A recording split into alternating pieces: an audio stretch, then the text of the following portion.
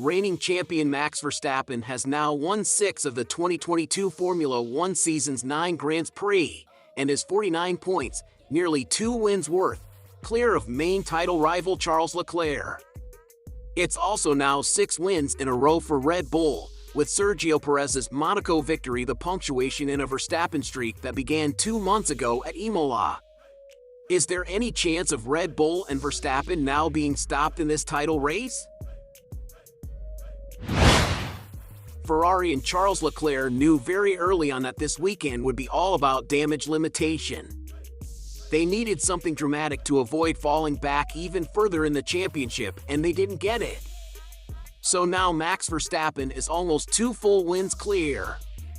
But forget Ferrari's troubles, this weekend and the boost it gives Verstappen and his championship challenge should be all about him. In atrocious conditions in qualifying, Verstappen kept his composure and made sure that when it counted he was a cut above the rest. Yes, the Red Bull looked great. Then in the race, it's all about that word again, composure. There were a couple of moments this Grand Prix could have gone away from him, the early pit stop under the virtual safety car, and the late safety car that let Carlos Sainz attack so fiercely for several laps. Verstappen was unflappable. With good straight-line speed, he knew that he'd win as long as he didn't make a mistake. Simple in principle, difficult to execute. Yet he did it without a single error.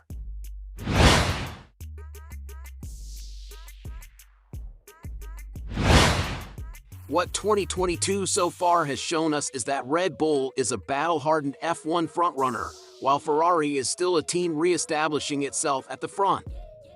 Previous unreliability problems eliminated Leclerc from the Montreal victory fight before the weekend even started, but even then the slow pit stop that dropped him behind a queue of traffic was an error that made his recovery much more difficult. Sainz gave it his best, but he still can't deliver the single-lap pace Leclerc can, and that makes it difficult for him to win races given Ferrari's route to victory is generally to secure track position on Saturday and hold it rather than coming from behind, as he battled valiantly to do in the final part of the race. Ferrari is a strong team, but it's still one that's rebuilding itself into an F1 powerhouse, so this is perhaps to be expected.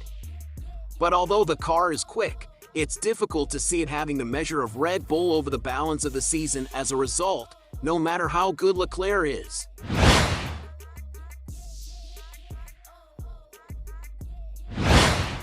It's all looking good for Verstappen. However, you can never count your points until the end. Red Bull has the race speed, but both it and Ferrari are vulnerable with reliability, and a couple of DNFs could very quickly make a big hole in that points advantage. Leclerc and Sainz suffered in Baku, and Perez showed this weekend just how fine the margins are with reliability. But the reality is you have just got to keep your head down and attack each weekend as it unfolds in front of you. For both Verstappen and Leclerc, the vital thing is when you can't win you have to take the best from each race, as Leclerc did this weekend after starting 19th. At the end of the season you can then tally up the points, and the one with most points will have a smile on their face. But it's a long time before you can really assume who that might be.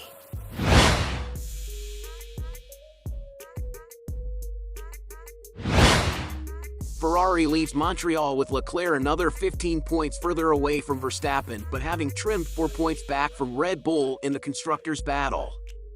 Not great, but in the context of both knowing from the outset that Leclerc would be starting right at the back and coming straight from the miserable, utter disaster of Baku, perhaps a very slightly encouraging result?